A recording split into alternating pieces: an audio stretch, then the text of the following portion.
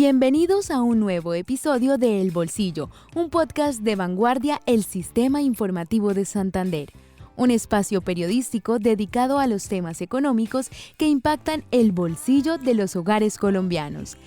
Ajuste sus audífonos y nivele el volumen, porque hablaremos con analistas, expertos y ciudadanos para despejar dudas y resolver inquietudes sobre economía, finanzas, empresas y negocios. Recuerde suscribirse en nuestros canales en Anchor, Deezer, Spotify y Apple Music y visitarnos en la sección Multimedia Podcast en www.vanguardia.com. De nuevo, bienvenidos a este podcast.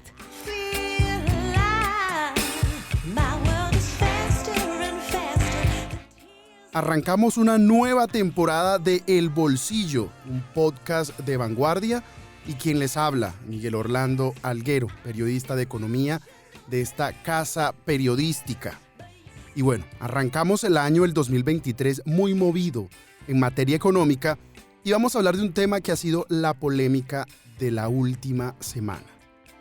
Y todo empezó cuando el presidente Gustavo Petro hace un anuncio en medio de un encuentro que tuvo en el centro del país y empezó a hablar sobre los servicios públicos.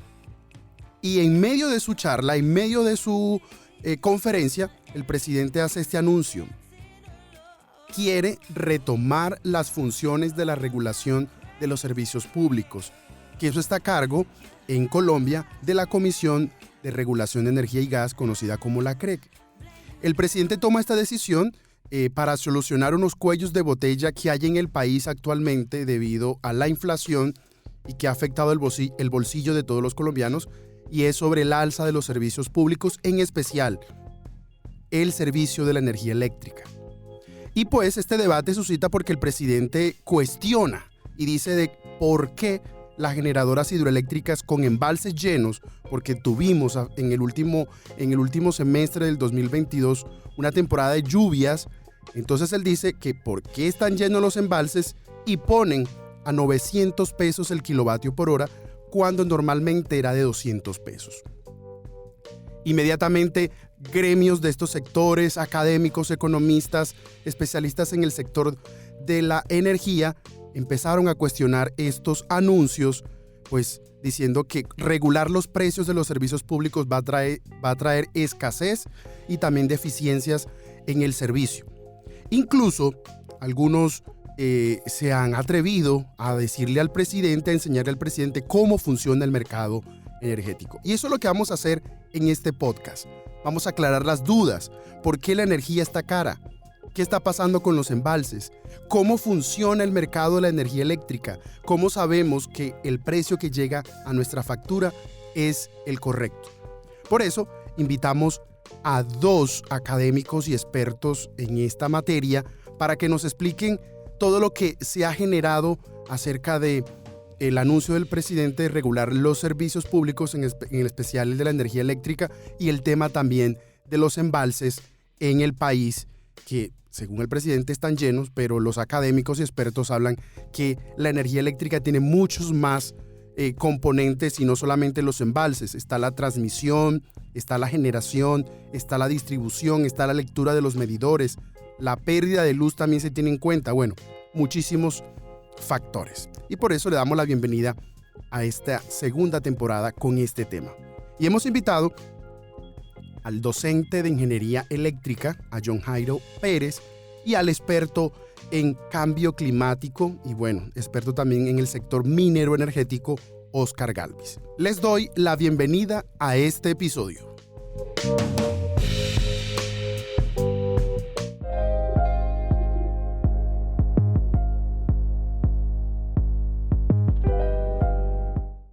Y en esta nueva temporada del Bolsillo, un podcast de Vanguardia, tenemos como invitado al profesor John Jairo Pérez, quien es ingeniero electricista, magíster en ingeniería eléctrica, también tiene una maestría en economía y es doctor en planeación energética.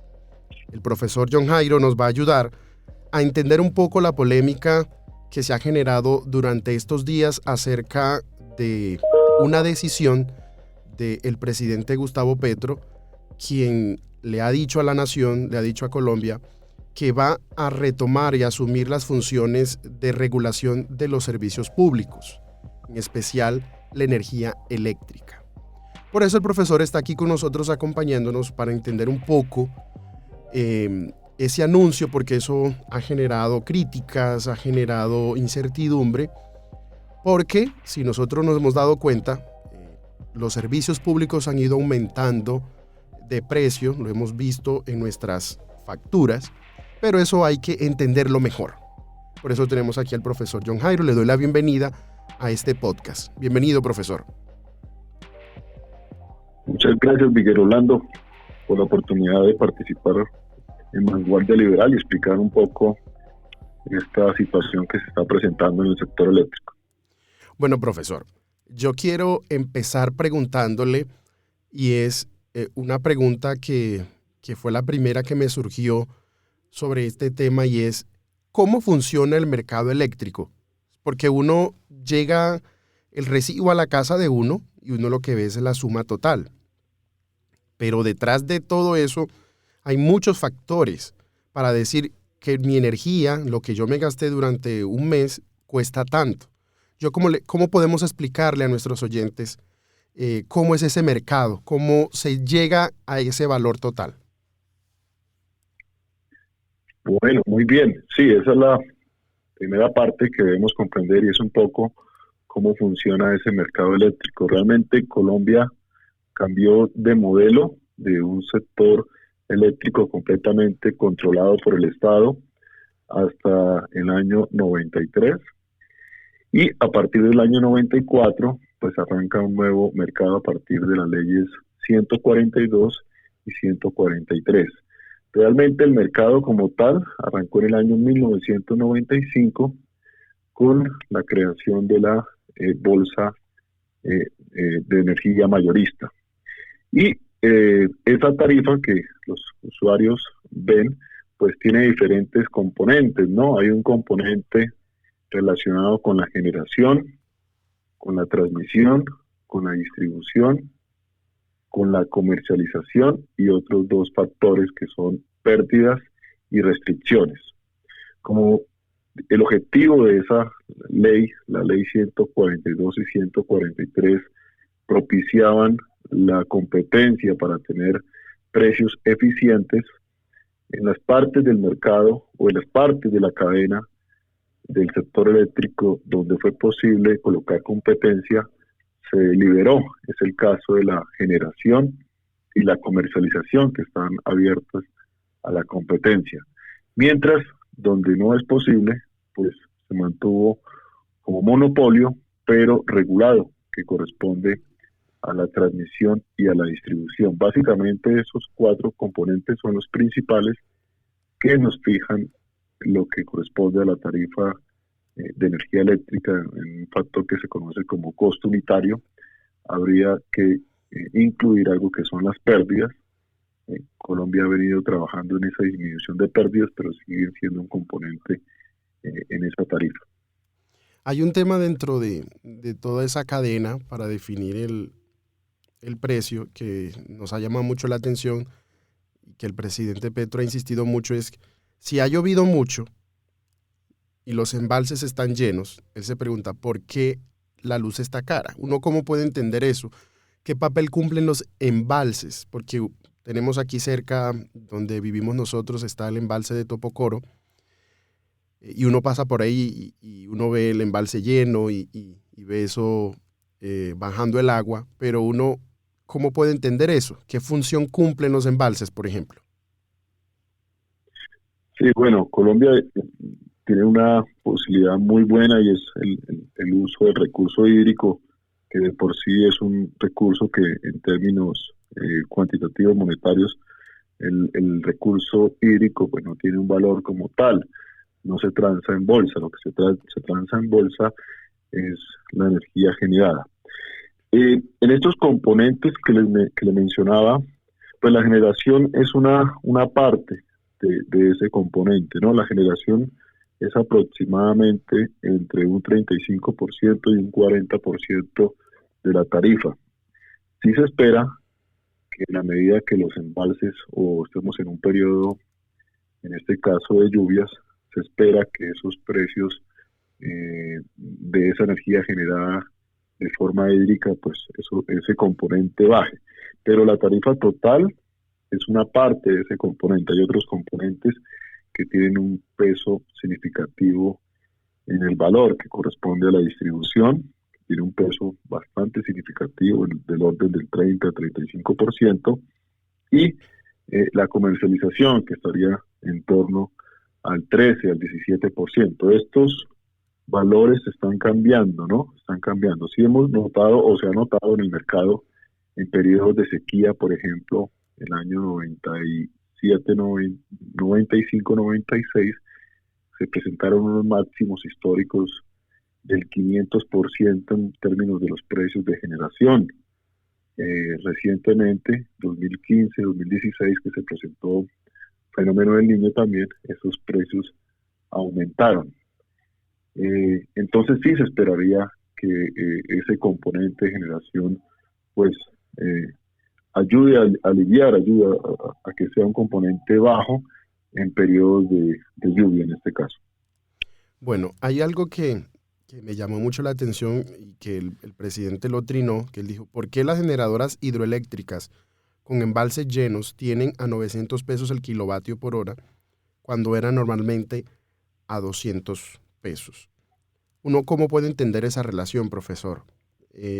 Partiendo de lo que nos acaba de decir. Sí, es compleja esa parte. Tendría que ver más con los mecanismos que tiene el mercado, algo que son unas metodologías de cálculo que permiten determinar un precio marginal de escasez. Y son varios elementos. Un elemento importante es la competencia. ¿Sí? En la medida que la competencia se reduzca, pues va a quedar el mercado en manos de pocos generadores que pueden llegar a tener una posición dominante y en cierto modo llegar a controlar esos precios o a tratar de maximizar sus ganancias a partir de esos precios. Otro elemento tiene que ver directamente con la regulación y es evitar esos elementos especulativos. Aquí, digamos que el regulador tiene esa función y esa obligación de estar mirando cómo va cambiando esos precios e introducir mecanismos de tal manera que los generadores no puedan hacer posiciones dominantes o procesos especulativos. Pero entrar a definir exactamente la responsabilidad en una parte de la cadena es bastante complejo porque no es solamente los generadores, sino como mencionaba, la cadena tiene diferentes partes que tienen una influencia en los precios finales. En este caso, el componente de distribución ha sido uno de los componentes que más ha aumentado. En buena parte tiene que ver esto con que sus pagos de activos están basados en el IPP. Este es el índice de precios al productor, que es algo así como lo contrario del IPC, que es los precios al consumidor. Y el IPP en el mundo, básicamente, después de la pandemia, en términos de las materias primas, en fin, presentó unos aumentos. Ahí es donde seguramente la regulación tiene que ir a mirar cómo hace esa remuneración de activos que no vaya a crecer de un ritmo más rápido del que se esperaría. Hay algo también que llama mucho la atención, que el año pasado los servicios públicos como la energía eléctrica y el gas empezaron a aumentar de precio y uno veía a los usuarios, todos que somos usuarios, que empezamos a ver ese aumento en nuestras facturas. Parte de lo que las empresas comercializadoras argumentan es que, pues como usted lo ha dicho, el IPP, el índice de precios al productor, y también por los equipos, por todo lo que demanda este sector de importar, que se hizo más costoso importar cables, importar maquinaria, importar equipos para el mantenimiento. Todo eso influyó en la inflación de los servicios. ¿Qué tanto, ahí va la pregunta, qué tanto la inflación que se vive en el mundo y que también estamos viviendo aquí en Colombia pudo también ser un detonante de que hoy el precio de la energía eléctrica que hoy vemos reflejada en la factura también haya aumentado? Sí, claro, por supuesto que es un impacto en términos de las tarifas, porque hay algo que se conoce como los activos fijos o los activos fijos que tienen estas distribuidoras y que están remunerados, en este caso con el IPP, pero hay que tener algo adicional a eso, y es que las distribuidoras no solamente reciben ese valor del IPP, sino también cuentan con una tasa de interés de retorno, ¿sí? Es decir, como un incentivo, ¿sí?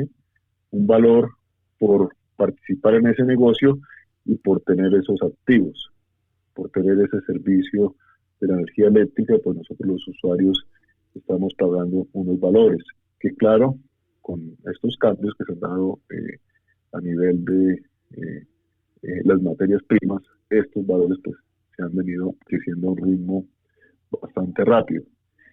Ahí es donde el regulador, ¿sí? El regulador en este caso debe estar monitoreando, y nuestra regulación es dinámica, ¿sí? Tal vez ya una visión personal es que ha faltado esos instrumentos de medición y ha faltado esos cambios de pronto en términos de poder leer esos valores y que se ajusten de una manera adecuada a la tarifa. Bueno, profesor, siguiendo hablando sobre lo mismo que veníamos planteando al principio de este anuncio del gobierno nacional de de retomar esas funciones de regular los servicios públicos. Varios académicos salieron a decir que regular los servicios públicos puede ser como abrir la puerta, como una consecuencia serían la escasez y la reducción de la oferta del servicio. Y ahí va la pregunta, ¿qué implicaciones tiene que hoy el Ejecutivo, que hoy el presidente, el gobierno, entre a asumir unas funciones técnicas que están delegadas a la Comisión de Regulación de Energía y Gas?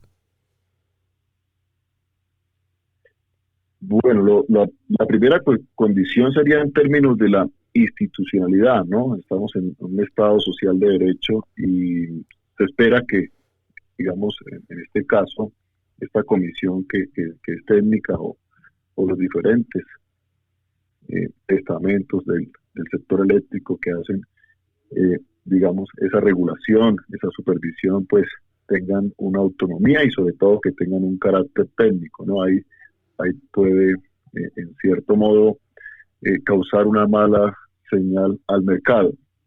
Y la experiencia, pues, ha mostrado que, digamos, que el Estado no es el mejor, digamos, cuando hace una participación muy directa, no da las mejores señales, y básicamente el mercado, pues, se compone de un capital privado, el cual busca, pues, unos incentivos que no se pueden desconocer. Desde mi perspectiva está más en términos de fortalecer esa institucionalidad, y claro que esa regulación debe tener algunos cambios, debe tener mayores exigencias, en la parte de generación es necesaria una mayor competencia. En este momento las subastas de energía no se han vuelto a mencionar. El país no puede decir que está en la autosuficiencia en generación de energía eléctrica. Es necesaria la entrada de más recursos, y la entrada de mayores recursos de generación propician la reducción en los precios, mayor regulación y mayor control en términos de la parte de distribución. Las opciones de tipo institucional dentro del marco jurídico que ya se estableció en términos de la regulación de las resoluciones de la ley, en este caso 143, las que propiciarían unas condiciones de mejoría en términos de las tarifas del sector eléctrico. Ahora un cambio muy fuerte, digamos que de una mala señal al mercado, no se va a notar en este momento. Seguramente un decreto puede mostrar un alivio en las tarifas. La condición es en el largo plazo, porque aquí hay una infraestructura que debe perdurar en el tiempo, debe garantizar el servicio de energía eléctrica, y en el caso de que los agentes no vean esa seguridad, pues pueden ocurrir condiciones de menor inversión, menores, en fin, y esto sí traería en el largo plazo, mediano y largo plazo, problemas más de fondo que los que están ocurriendo en este momento. Sobre eso, quería plantearle para finalizar esta conversación, profesor, y es que los gremios este fin de semana, en estos días han recalcado y le exigen claridad al gobierno nacional sobre estas pretensiones, porque unas malas decisiones, como usted lo acaba de anunciar, pueden generar incertidumbre al momento de las inversiones a mediano y largo plazo, incertidumbres también institucionales y también incertidumbres en las empresas que están en este mercado. Y también incluso se ha dicho que si se llega a tomar malas decisiones en estas regulaciones, puede haber apagones. ¿Eso tiene asidero? ¿Habrá apagones en Colombia si no se logra llegar a un consenso o si se toman malas decisiones en este mercado? Bueno, digamos que dar el mensaje de un apagón pues es realmente extremo. Por decir, estos son unos componentes que van andando en el tiempo y se van consolidando y van creando es un mercado que lo arrancamos ya va para 30 años. Luego es todo un proceso. Un apagón no se va a dar rápidamente. No va a ocurrir un apagón de aquí a este año. No es previsible de acuerdo a cómo está en este momento la infraestructura, la capacidad de generación, en fin. El tema es que esos cambios que se puedan dar sí pueden producir efectos en el mediano y en el largo plazo, es lo que se evitaría. Y de la misma manera, cuando se da un cambio muy fuerte en esta política energética, recomponer el camino es muy difícil, ¿sí? Cuando se da una señal de no invertir y ya al otro año otra señal, pues ya ha pasado un escenario y ya es otra condición diferente. Entonces, sobre todo, digamos que los mercados buscan esa condición de estabilidad, de que no se presenten grandes cambios. Yo no consideraría que en el corto plazo se den las posibilidades de un apagón, pero sí hay que ir siempre en esa línea de mirar todos los componentes y mirar cómo se necesita. Insisto entonces en la generación, el tema de la competencia, también el tema de un mayor control en términos a los generadores, si están los embalses en unos niveles muy altos, ¿qué pasa con esas tarifas? Mayor control en términos de la distribución e incluso en estos hogares que están en una condición más difícil, se puede mirar la regulación cómo puede ampliar ese nivel de subsidio. Hay un tema que poco se habla y es desde el lado de la demanda. Nosotros los consumidores, ¿qué podemos hacer? Los consumidores también tienen un papel y a veces no se nombra. Un tema que es la energía que no se ve y es la eficiencia energética. Entonces también deben existir programas de ahorro de energía, ¿sí? En los hogares, tomar conciencia del uso adecuado de ese recurso. Si tenemos un uso adecuado de ese recurso, evitamos ampliar esa infraestructura a un nivel que sea, digamos, retrasar un poco los proyectos, tener un mayor ahorro de la energía. También otro esquema que utilizan los mercados es el cobro por horarios de punta. Entonces eso va cambiando los hábitos, ¿no? Dejo todo encendido, dejo las luces, no me interesa. Entonces un cobro más alto en un horario si no atiendo buenos hábitos. Todo este mecanismo que no solamente compete al Estado, compete a los agentes públicos y privados que tienen las empresas, también compete a nosotros los usuarios finales en buscar ese equilibrio. Eso propiciaría un alivio en las tarifas.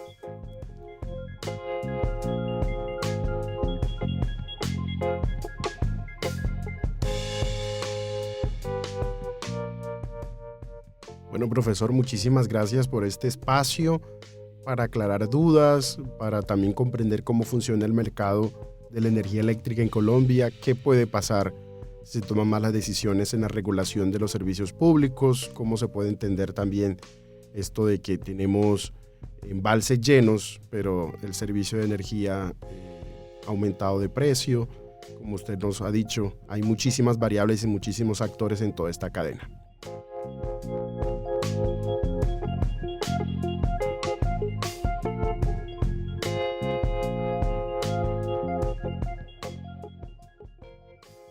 Y en esta otra parte del podcast El Bolsillo tenemos otro invitado especial para seguir hablando sobre el tema de esta semana. Es sobre la intención del gobierno nacional de asumir las funciones de la regulación de los servicios públicos en especial, y que ha centrado la discusión es el que tiene que ver con la energía eléctrica.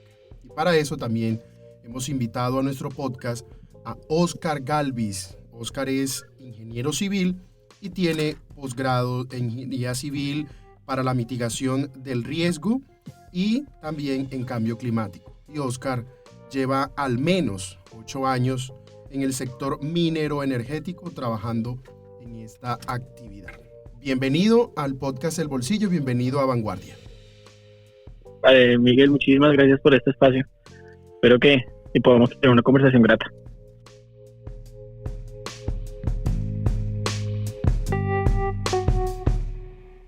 Bueno, Óscar, nos vamos a concentrar en algo que queremos explicarle a nuestros oyentes, y es, en Colombia hay varios sectores que le dan energía, y uno de ellos es la energía que sale de este proceso de sacar la electricidad del agua.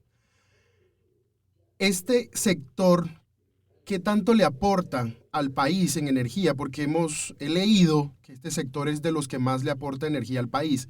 ¿Es cierto? ¿Cómo podemos explicar eso? ¿Te refieres al sector de energía eléctrica. Por generación hídrica? Así Muy es. Bien. A ver, Colombia, pues, digamos que hay que tener diferencia en dos conceptos importantes. Uno es lo que se denomina matriz energética y otro que es la matriz eléctrica. La matriz energética, digamos que ahí se vinculan todos los energéticos que tenemos en el país, en donde entra el gas, los hidrocarburos, la leña, el bagazo y la energía eléctrica como uno de sus componentes. Mientras que la energía eléctrica, sí, digamos que como está caracterizada respecto únicamente a generación, sí la tenemos como generación a partir de fuentes hídricas, de fuentes eólicas, fuentes solares, a partir de carbón, de gas natural, de biomasa, entre otras. Se puede decir que la matriz eléctrica colombiana es limpia.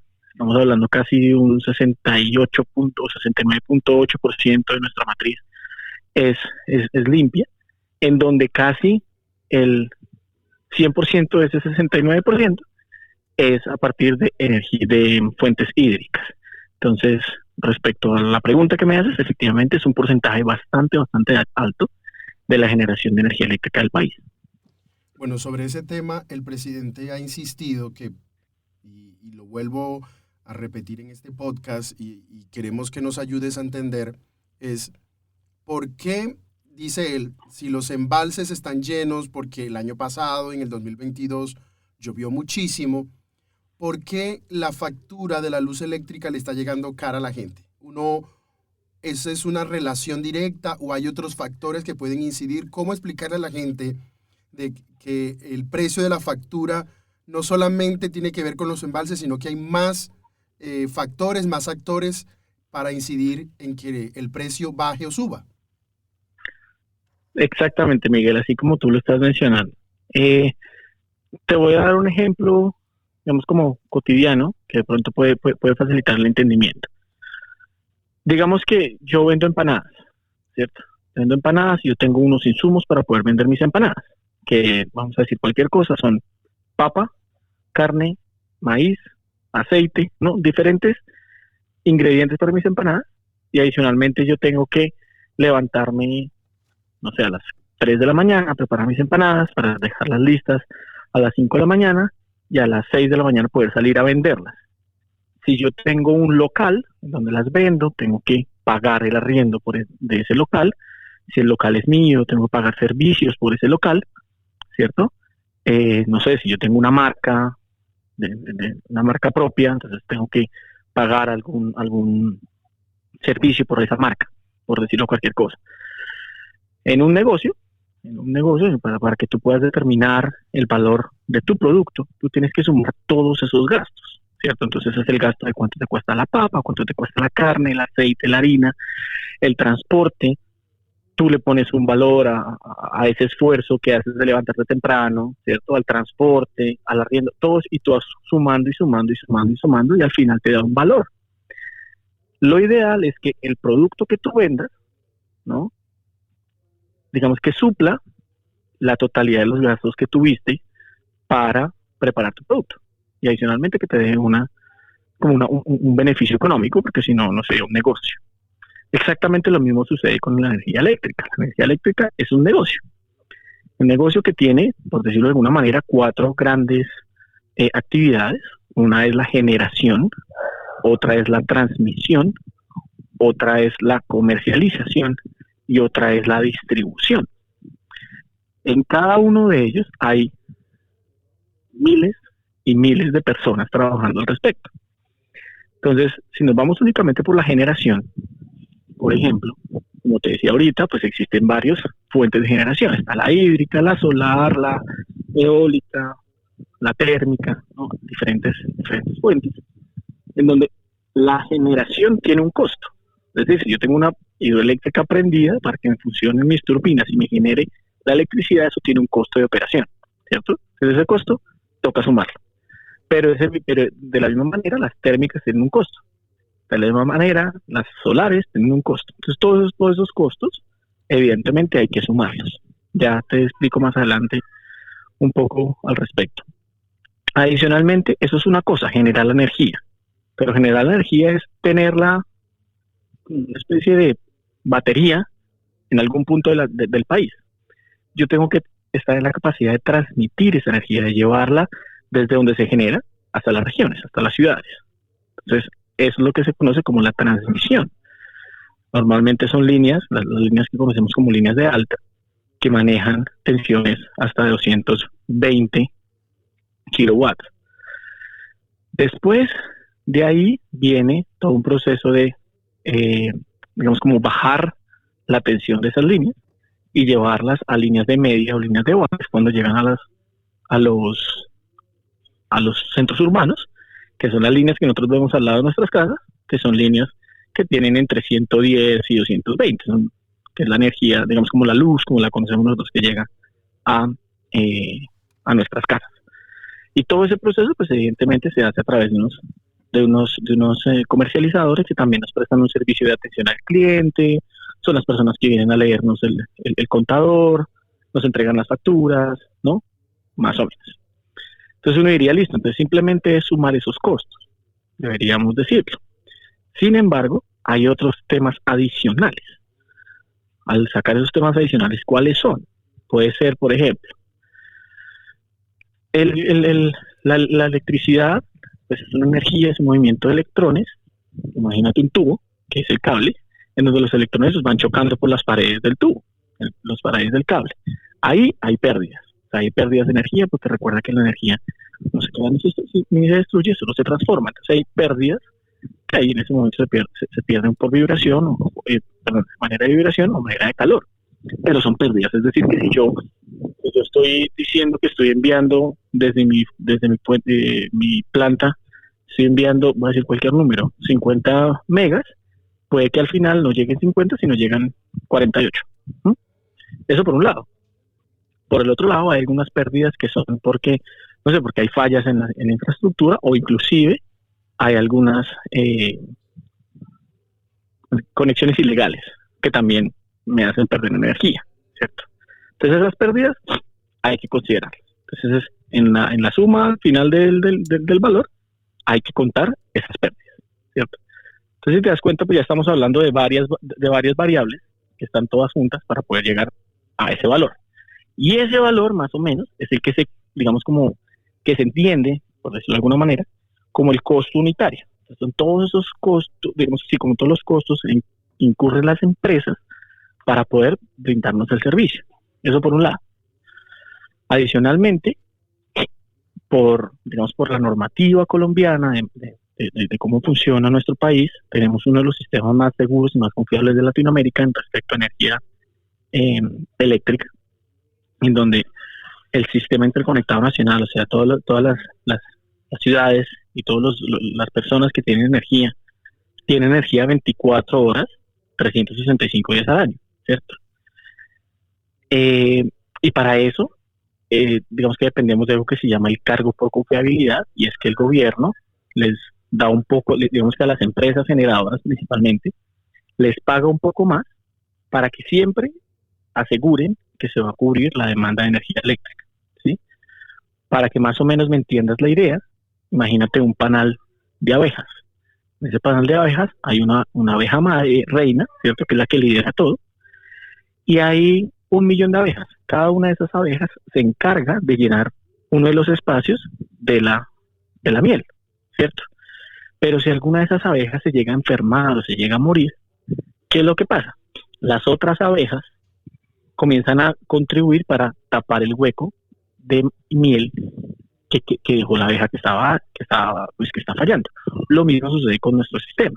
Entonces, si alguna central o alguna línea de transmisión no funciona, todo el sistema, otra planta de generación u otra línea, tiene que suplir esa energía. Entonces, con eso nosotros aseguramos que todos tengamos esa energía. Eso, digamos que al tener todos estos, digamos, como una suma de todos esos valores, llegamos a lo que se denomina como el costo unitario del kilovatio hora. Y pues ya después, digamos que en cada una de las casas, ¿no? O industrias o lo que sea, pues va la persona, lee y ellos miran es el consumo que se mide en kilovatio hora, se multiplica por ese costo unitario y ahí tendríamos el costo. Uno diría, listo, pues así, entonces todo sería exactamente igual. En todas las ciudades de Colombia debería ser exactamente igual. Sin embargo, no es tan así, porque también por la normativa y la regulación colombiana hay otros temas, otras tasas que modifican también esa tarifa.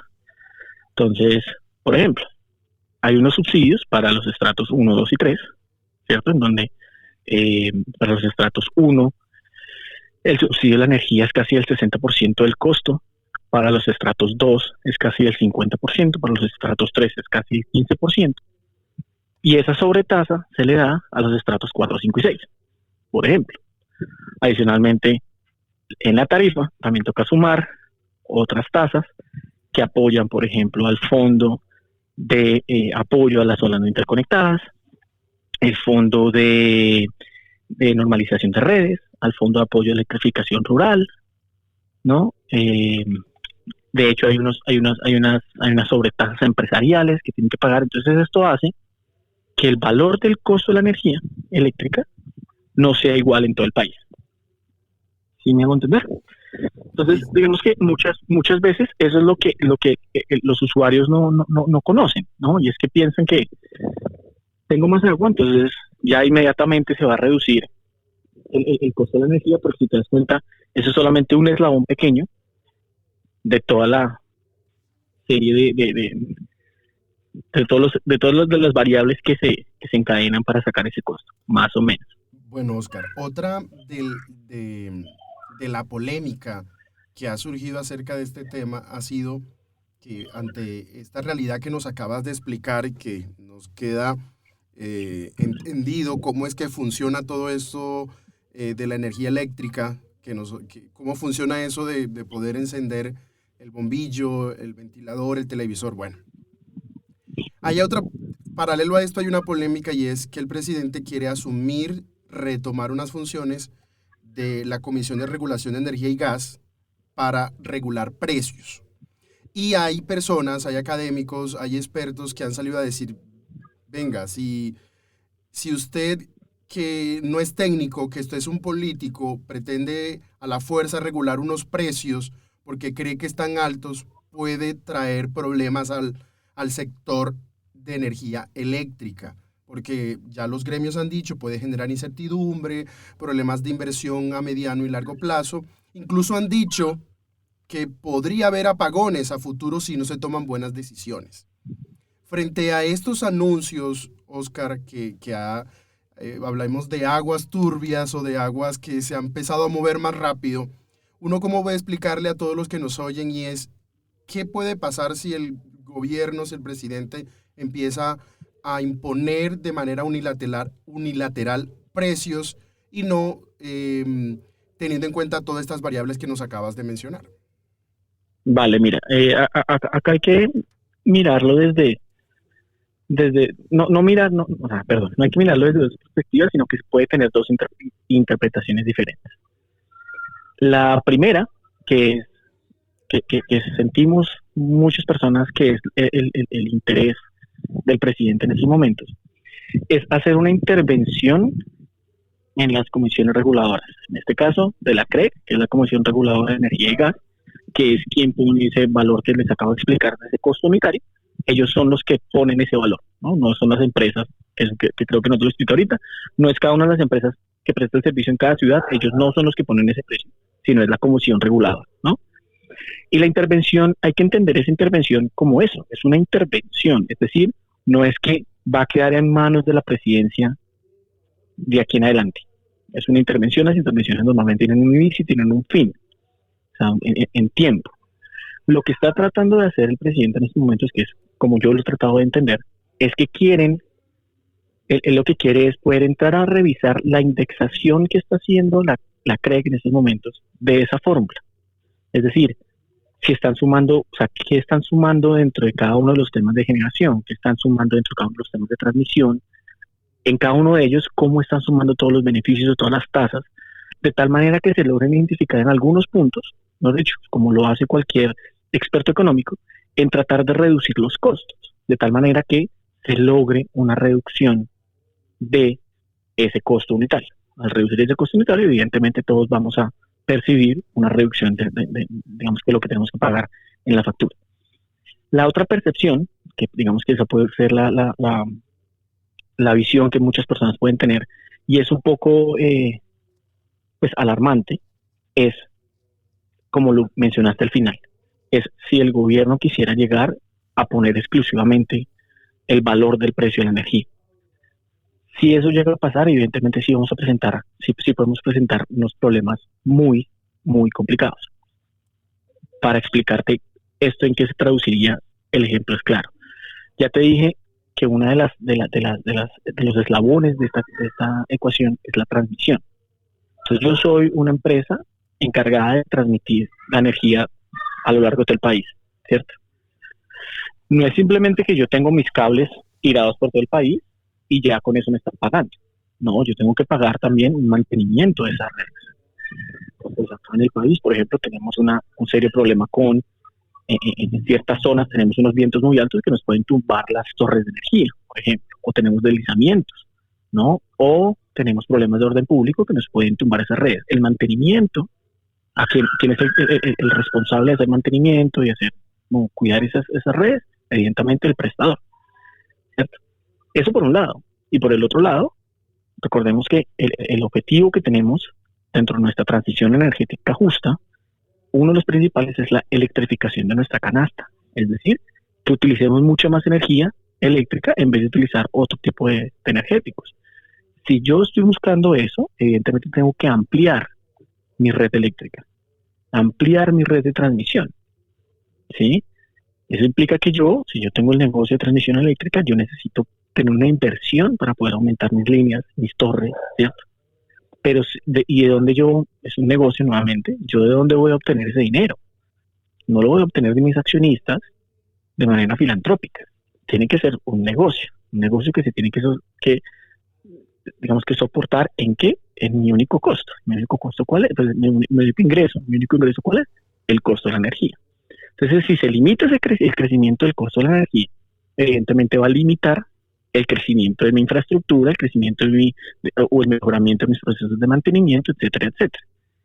Y por eso es que hay, digamos que una parte, como lo dices, de académicos y de expertos que pueden estar pensando que esto puede llevar a esa posible recesión. Pero como te digo, yo prefiero verlo desde el punto de vista que va a ser una intervención temporal y es simplemente para generar o para poder hacer una revisión e identificar cuáles son los posibles puntos de mejora de esa ecuación para reducir los costos. No sé si me hice entender. Te hiciste entender, Oscar. Muchísimas gracias por sacar de tu tiempo para acompañarnos en el podcast El Bolsillo. Gracias por explicarnos, para ayudar a entender toda esta problemática y todo esto que se ha ocasionado en el país a raíz de estas decisiones del gobierno nacional. Muchas gracias, Oscar, por aceptar nuestra invitación. Con mucho gusto y cuando necesiten. Muchas gracias, Miguel.